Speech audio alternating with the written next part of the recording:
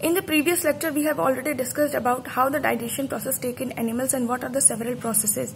Several type of glands are there which are present in helping, and they are helping in the digestion of food. Now, we will see nutrition in grass-eating animals. What about animals? You must have observed cow, buffaloes and other grass-eating animals called ruminants chewing continuously even when they are not eating grass. आपने बहुत से animals को observe किया होगा. For example cows, buffaloes, उनको हम रुमिनेंट्स भी कहते हैं. जब वो खाना नहीं भी खाते होते हैं तो वो अपने मुंह में कुछ ना कुछ ऐसा लगता है कि मुंह अपना वो कंटिन्यूअसली चला रहे होते, like something they are chewing inside their mouth. These animals quickly gather food, chew it rapidly, mix with saliva and swallow it hurriedly. They store it in a separate part of the stomach called rumen. Here the food is partially digested. The partially digested food is called cud. This act of chewing is known as chewing cud or rumination. These animals are therefore called ruminants. ये animals क्या करते हैं, बहुत ही तेजी से अपने खाने को लेते हैं, और क्योंकि बहुत तेजी से लिए रहते हैं तो वो पूरी तरीके से डाइजेस्ट नहीं हो पाता, और वो खाना जो होता है सलाइवा का साथ मिक्स होके जल्दी से उनके स्टोमक में चला जाता है. लेकिन वो स्टोमक के एक दूसरे पार्ट में जाके स्टोर होता है, उस पार्ट को हम रुमेन कहते हैं.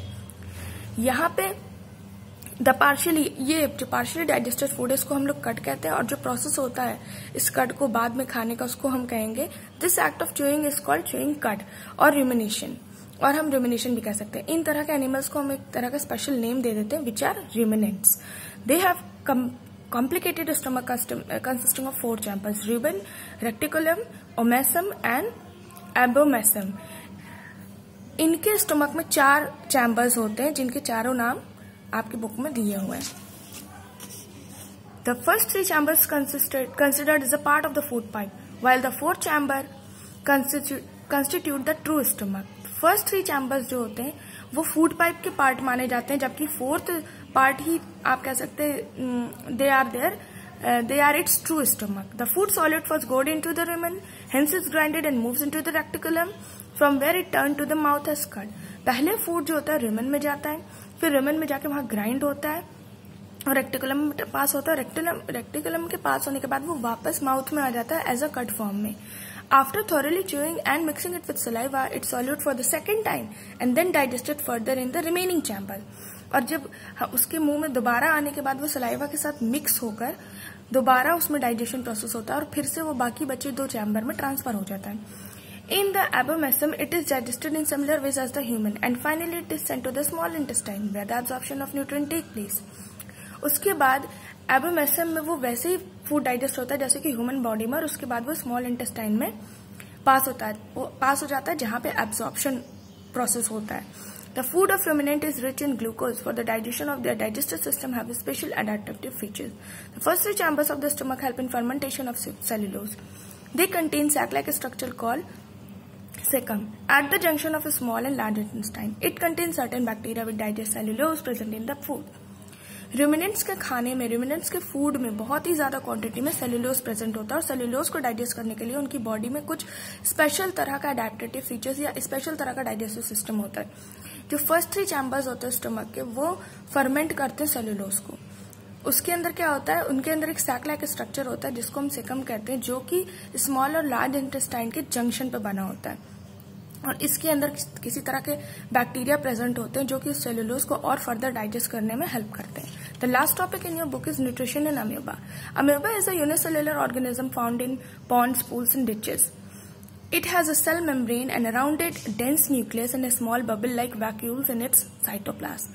It is capable of changing its shapes and pushing out a finger-like projections called pseudopodia or false food around it. Amoeba जो है हमारा यूनिसेल्युलर ऑर्गेनिज्म मतलब सिर्फ एक सेल से बना हुआ ऑर्गेनिज्म जो कि हमें पॉन्ड, पूल्स और डिचेस में मिल सकता है. उसके अंदर एक सेल मेम्ब्रेन होता है, एक न्यूक्लियस होता है और एक स्मॉल बबल लाइक वैक्यूल होता है जिसके अंदर साइटोप्लाज्म प्रेजेंट होता है. खाने को कैप्चर करने के लिए वो एक फिंगर लाइक प्रोजेक्शन निकालता है जिसको हम फॉल्स फूड या सेडोपोडिया भी कहते हैं. When amoeba comes in contact with food, the pseudopodia join together to form a small cavity known as food vacuole. जब अमीबा को कोई खाना मिलता है जिससे उसे डाइजेस्ट करना होता है तो वो फॉल्स फूड निकालता है या फिर सेडोपोडिया को ज्वाइन करके एक स्मॉल कैविटी बना लेता है, उसको हम फूड वैक्यूल करते हैं जिसके अंदर फूड कैप्चर हो जाता है.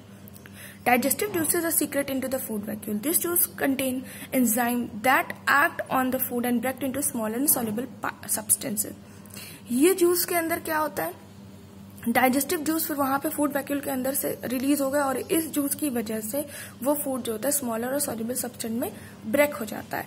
It is absorbed assimilated to provide energy for growth and maintenance and multiplication. The food which remain digested is expelled outside by the vacuole. उसके बाद इसके अंदर एब्जॉर्ब और एसिमिलेशन का प्रोसेस होता है जिसकी वजह से एनर्जी रिलीज होती है और एनर्जी रिलीज होने की वजह से उनके अंदर मेंटेनेंस और मल्टीप्लिकेशन प्रोसेस हो पाता है.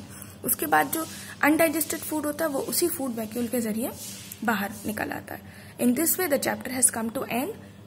सो थैंक यू.